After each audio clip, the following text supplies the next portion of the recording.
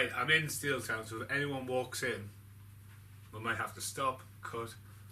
There's Matt, there's Ryan, and they've got a red light as well, but we'll get there. You want us to turn the red light off, like? No, I quite like it. Okay. We didn't stop fucking complaining about it. This is the good, the bad, and the what the fuck's number 12. I think it's number 12. What was the Wesley Snipes one? Number 11. Number 11 rings a bell. And this is Nicolas Cage Movies Volume 1, and I'm here with two of Nicolas Cage's biggest fans right now. Hence why Condog video is here, VHS one. What happened to that? Did you guys break that? It dropped from up here. Busted. Busted, absolutely busted. Not going to talk about Condog this time. The Condog's fucking Con here. So I'll talk about that next time as well. So see, it's all jumpy. Come to the light. Right, Nicolas Cage is part of the Coppola family. Francis Ford Coppola changed his name to Cage. Sound a bit more catchy, as people do with stage names. Like, what's your stage name, Matthew? I was going to say well, you'll have to cut this one out. My stage name's the Pussy Snatcher. People come in here and they come in and they go, I would like to buy a set of strings, Pussy Snatcher. And I'm like, of course you can have some. And if you don't want to know, Ryan's is fucking lethal. Mine's Terence McNulty. Terence McNulty. Yeah, he changed his name to Cage, which a lot of people do to get more roles, Nicolas Cage. Unless he didn't want to use his family heritage to get into movies, whatever. When he first started, he took on a lot of roles, started alongside a young Jim Carrey in a couple of films, made his way into the 90s, and by the mid-90s he became an Academy Award winning actor. Which is impressive. What was it? Leaving Las Vegas, I think it was. Not Fear and Loathing in Las Vegas, Leaving Las Vegas.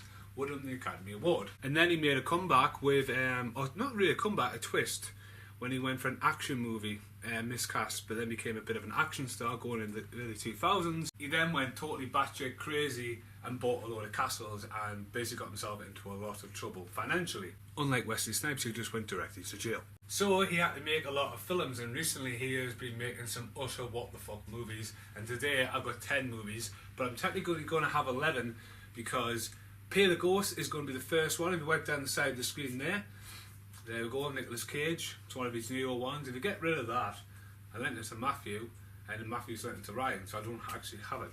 But let's talk about Pay the Ghost. Pay the Ghost, I was thinking, what the fuck's this going to be? And to be honest with you, it's a horror movie with Nicolas Cage, and it's no fucking Wicker Man, that's for sure. It is actually a brilliant movie.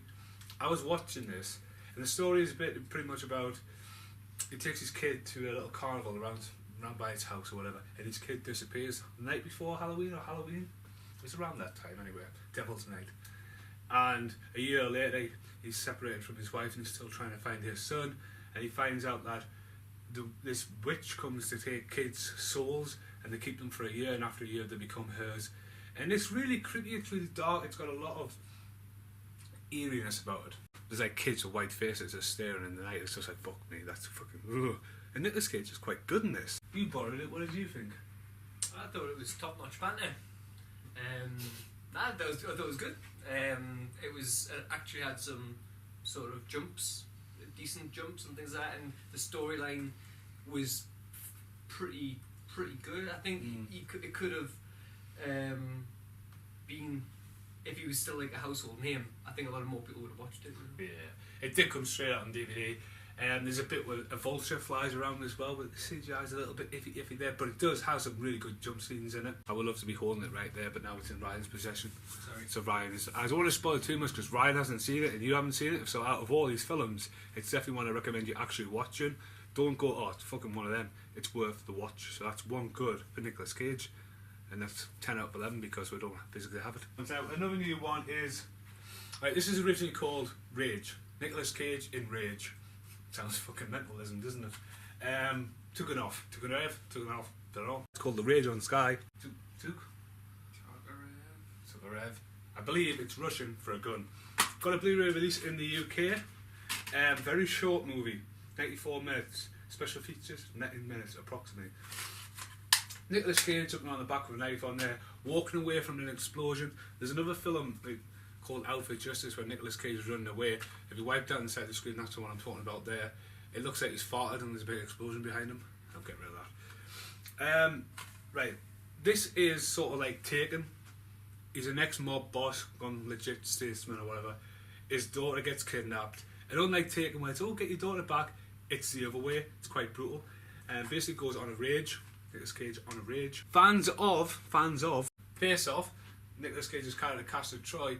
Nicolas Cage sort of goes into Castor Troy mode. So if you're a fan of his performance in Face Off, it's worth watching. Rage or Taken Off, whatever it's called. The past never stays dead. But yeah, it's a good film. It's pretty grim. Fans of Taken should definitely watch it. Again, it's a newer film, but he has made some good films recently. It's not all bad and what the fucks. Next up, this is a what the fuck film. Now really, this should be in the next Nicolas Cage ones, but it's in this one. This is Ghost Rider, Spirit of Vengeance. Now Ghost Rider came along after Blade and before Marvel films really kicked it off, so Ghost Rider is in a separate universe. There's this whole multiverse thing. Nicolas Cage hasn't popped up to save the Avengers at any point, and probably never will. Okay, the first one, he's a demon. Well, he's a fucking. What is he in the first one?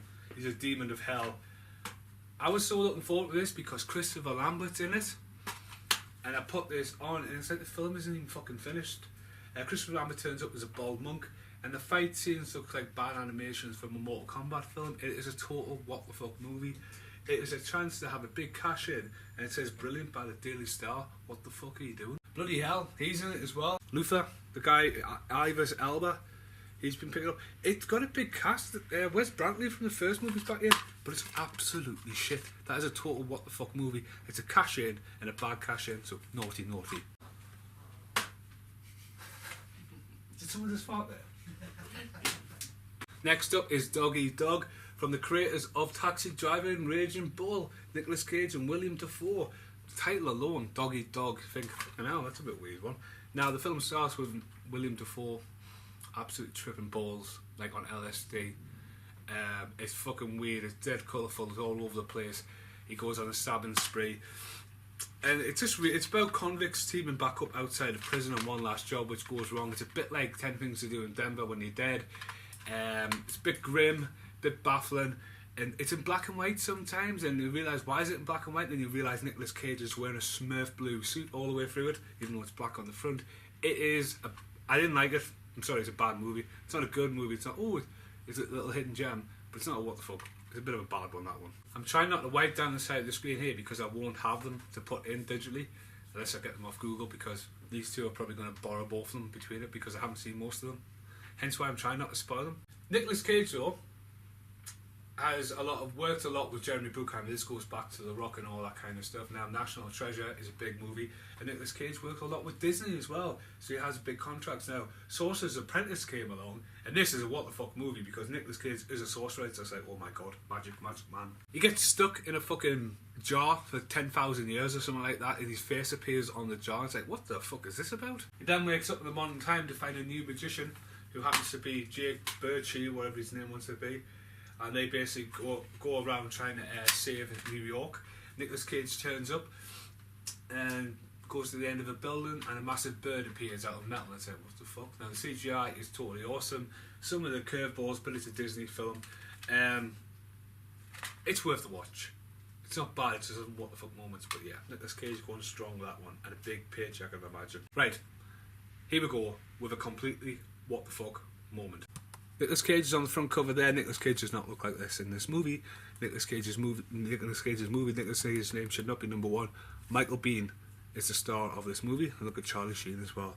Fucking Kung Fu Charlie Sheen. This is one of them where it's got a UK release. Bog Standard cashing in on Nicolas Cage's name. Filmed and made in the mid 90s. Nicolas Cage and Michael Biehn would go on to reunite in The Rock. Charlie Sheen's wearing his fucking tash. I don't know what the fuck I watched with this. Something to do with Michael Bihn's dad gets gunned down, and basically he goes to see his dad's brother for some work. He's a con man, and his dad's brother's apprentice or right hand man is Nicolas Cage with a big ass wig, a big ass fucking moustache, big ass glasses, and absolutely on crack cocaine. He's obsessed with magic tricks and it keeps going on about the Joker's wild. Now I don't have a Joker. I got this pack of cards and there's no Joker on it, so I've added a Steeltown one in there, hide in there. But he goes nuts, and then he wow, it gets a little bit even more weird actually. He goes batshit crazy.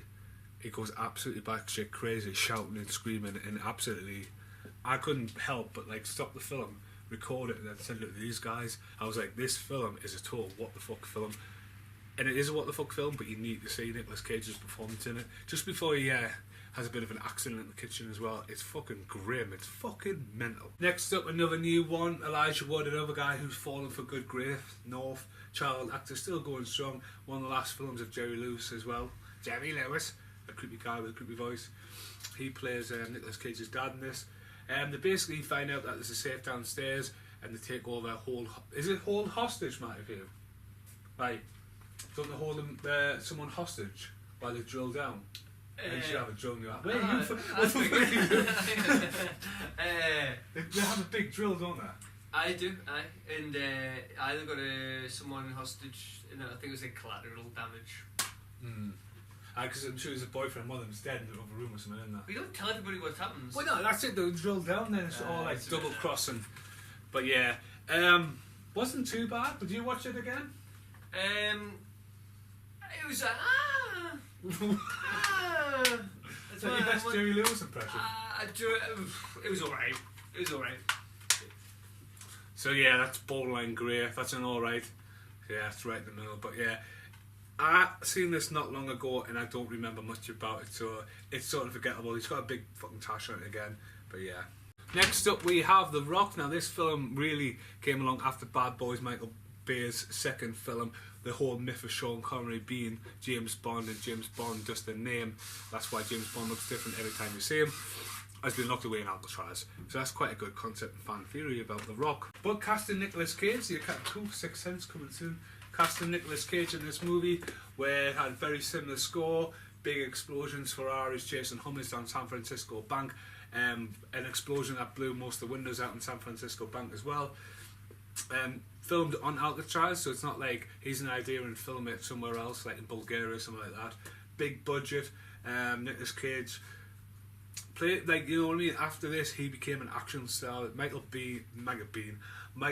Actually reunited him with Michael Biehn from Deadfall, so they were back together on that. But it's an awesome film, and definitely one of Michael Bay's better films. Everyone's seen The Rock. If you haven't seen The Rock, check out the Blu-ray as well, because they take the Rock Alcatraz there and put it there as well. It's really bad CGI Photoshop, but yeah. Right, we're getting there. Now this goes back to what I was saying about Con Air. This is Frozen Ground, starring, reuniting Nicolas Cage and John Cusack back together, based on a true story. It's about a character who basically kidnaps and rapes people and then leaves them in the wilderness and buries them.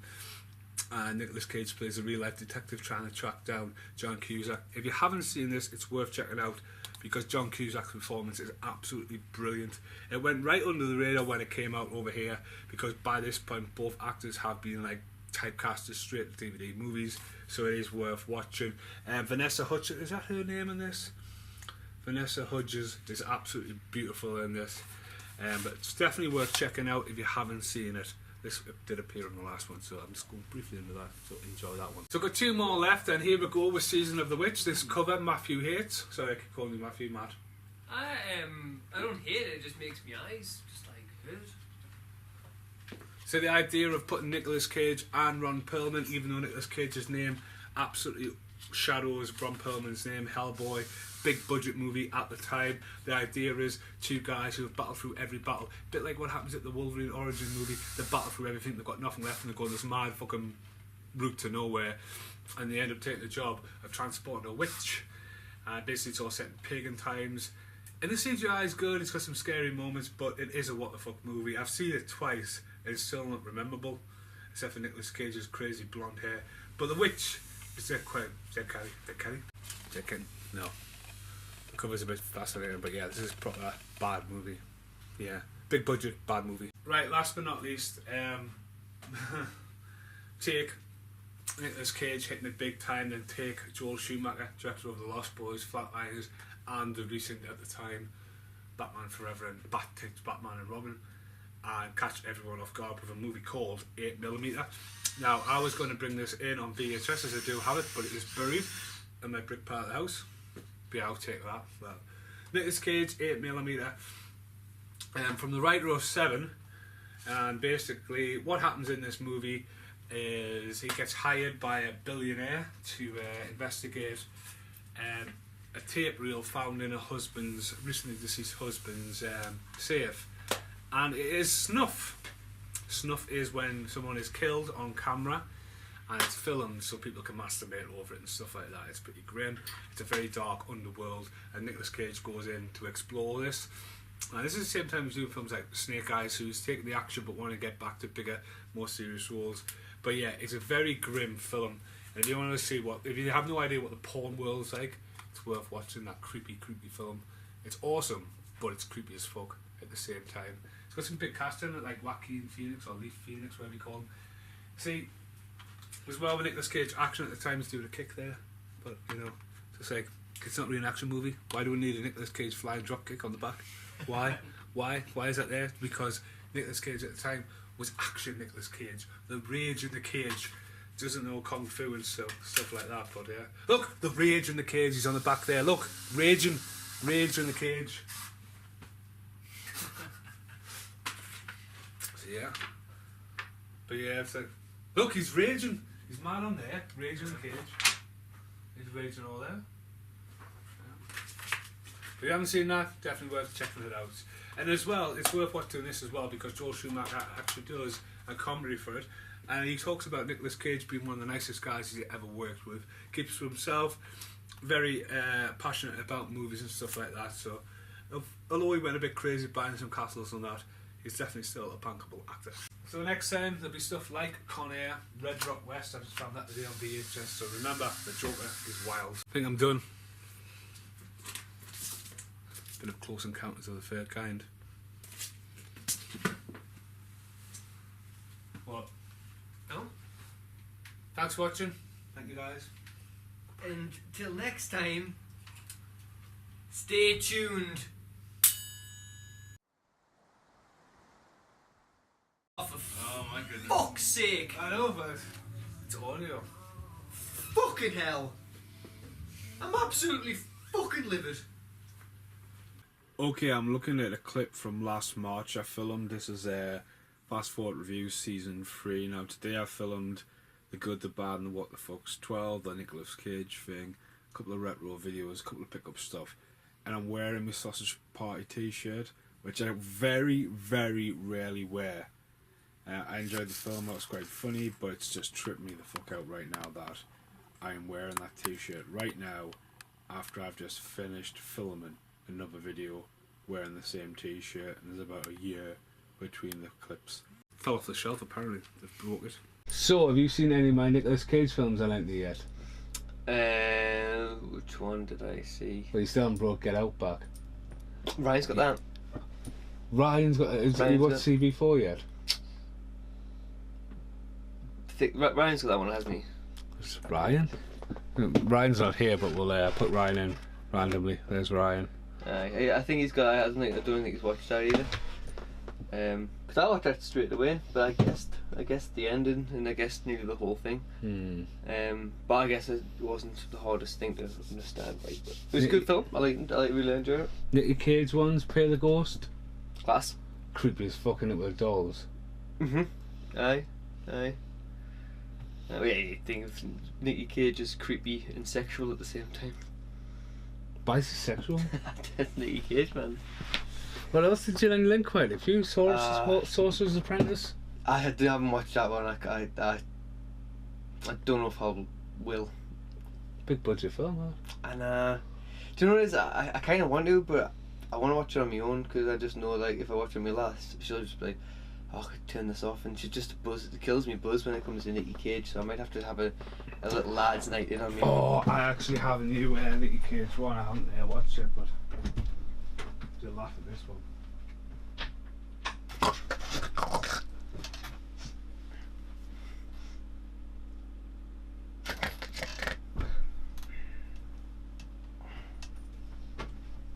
You just moved, and then we have busted. I haven't moved? Oh my goodness. That looks like a really controversial.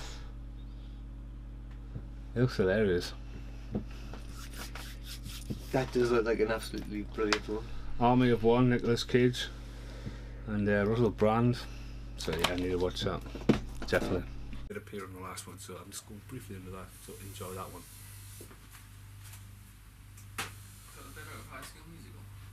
Oh. And she plays a hooker is. There we go. You can, yeah, I'll have that soon.